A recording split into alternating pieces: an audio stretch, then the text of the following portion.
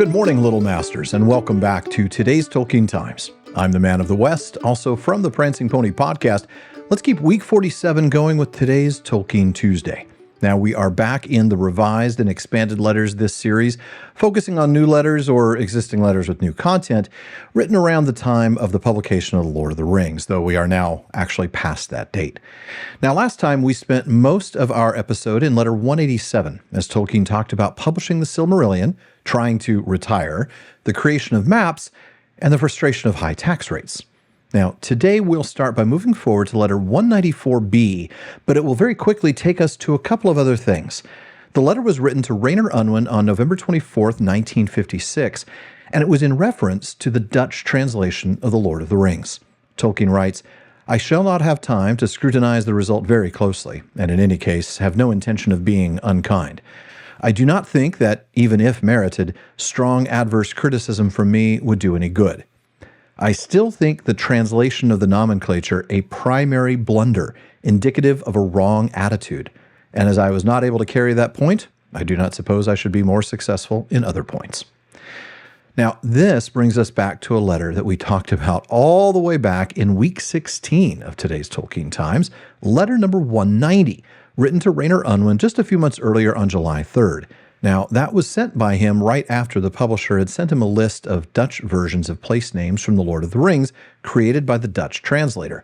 And while I'll happily send you back to that episode for more on that letter, I'm going to read a paragraph here that I didn't read to you that time to give you a flavor of his thoughts. "In principle, I object as strongly as is possible to the translation of the nomenclature at all, even by a competent person. I wonder why a translator should think himself called on or entitled to do any such thing.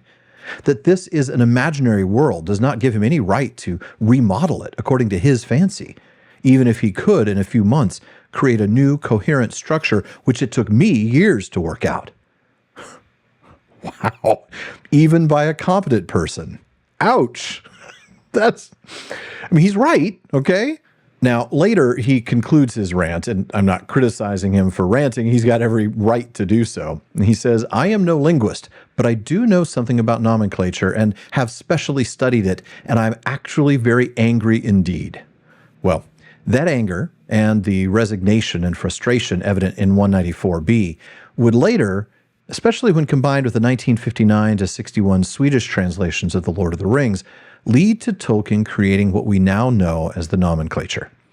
As Hammond and Skull write in their introduction, published in the Reader's Companion, at length, Tolkien himself took the initiative. He continued to prefer that The Lord of the Rings in translation preserve the essential Englishness of many of its personal and place names, but he came to accept that other translators were likely to take a line similar to those of the Dutch and Swedish editions, who had sometimes misunderstood their source. And instead of insisting on no translation of nomenclature, he attempted to influence the translator through an explanatory document. Now here, chasing this thread a little bit, we're going to jump forward to August 1967 and letter number 297, which is a series of drafts to a Mr. Rang, where Tolkien talks about the effort of building this nomenclature. "I have composed a commentary on the nomenclature for the use of translators, but this is directed primarily to indicating what words and names can and should be translated into the language of translation, which takes over the function from English of representing the common speech of the period, it being understood that names not in or derived from modern English should be retained without change in translation, since they are alien both to the original, that is common speech, and to the language of translation." Now, Hammond and Skull actually give us even more insight on this. They reference an unpublished 1967 letter to a Danish publisher who was then planning a translation.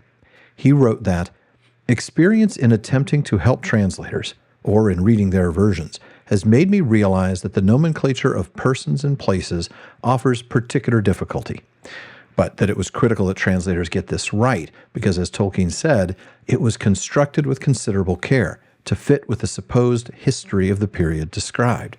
I have therefore recently been engaged in making, and have nearly completed, a commentary on the names in this story, with explanations and suggestions for the use of a translator."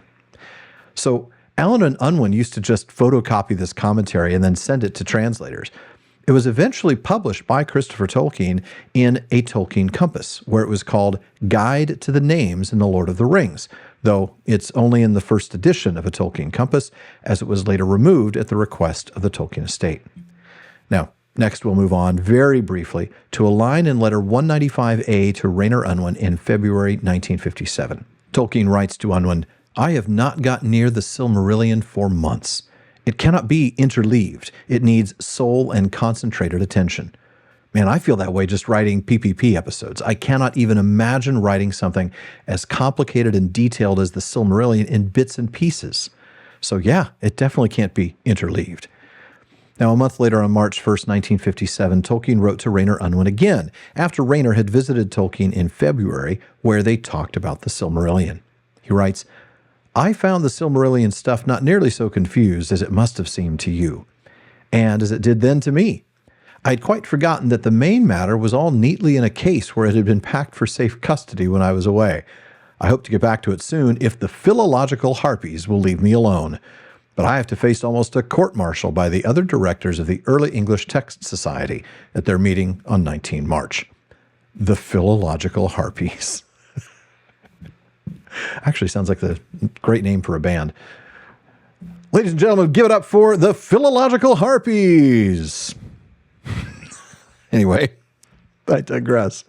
When I looked at Skull and Hammond's chronology to find out more about this supposed court-martial, I read this entry for that day. Because of a sore throat, Tolkien sends his apologies for not attending an Early English Text Society council meeting.